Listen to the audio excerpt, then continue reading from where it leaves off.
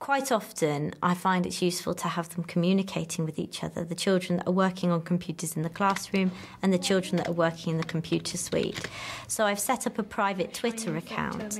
It's a great communication tool between class members.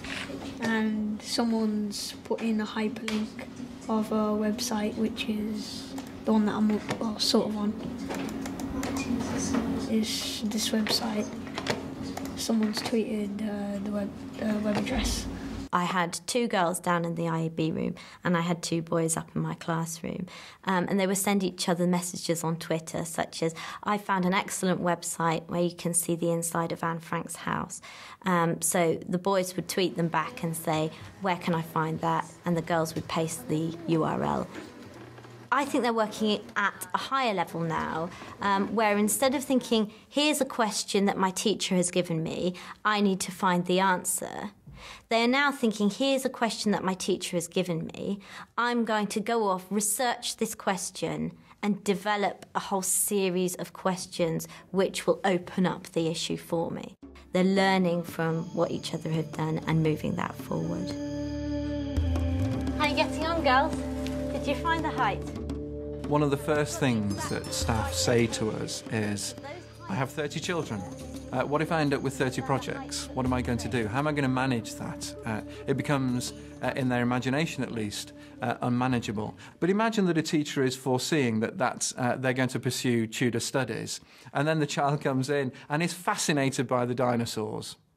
And wants to address all of their learning for that period through the dinosaurs, then the teacher actually has some kind of a problem. If another child also wants to address some form of transport, another one wants to address some kind of space travel and futuristic thinking, oh my goodness, there is the problem.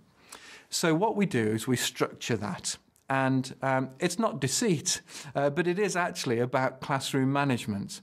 Because we know that if we offer certain provocation, the children will actually start to gather their thoughts around those provocations within the environment. So the height difference between those 2 layers represents 100 metres. Okay. And so what actually happens in practice is that by careful positioning of the resources that we have, we can help to gently steer children towards some broader groups of area of study or vehicle for study that they might pursue. And in that case, we reduce 30 different possible projects that might be running within a class down to a much smaller number, maybe 2, 3, 4, 5, however many the teacher feels they can manage and however many they can resource. And that satisfies the children because they're pursuing their interest that they've initiated, but subliminally and subconsciously, we've managed to resource it in a way that's practicable for us. One example of a provocation would be that I gave the children an online tutorial how to turn your own photo into a Liechtenstein portrait on Photoshop. We all got stuck at the point where he asked us to half-tone the picture. So I gave them the provocation to find another way of doing it. Lots of children came up with the idea of pixelating the image through effects instead of using the half-toning. But Zane, one of the children, actually found how to do it, found it was much more effective to do it the correct way, went back, started his picture again, went through using all the correct processes and followed the tutorial right to the end. By which point I was saying, Zane, can you help me do this? Zane, can you come and give me some advice?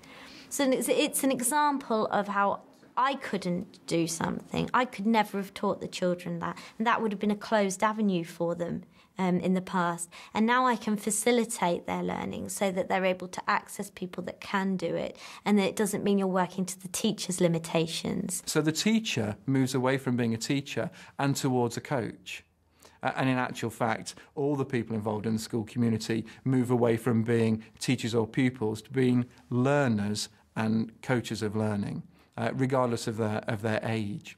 I think really what happens through this process is that we develop a whole learning community. The boundary between teacher and learner has been totally blurred to the extent that we're all learning and we're all coaching.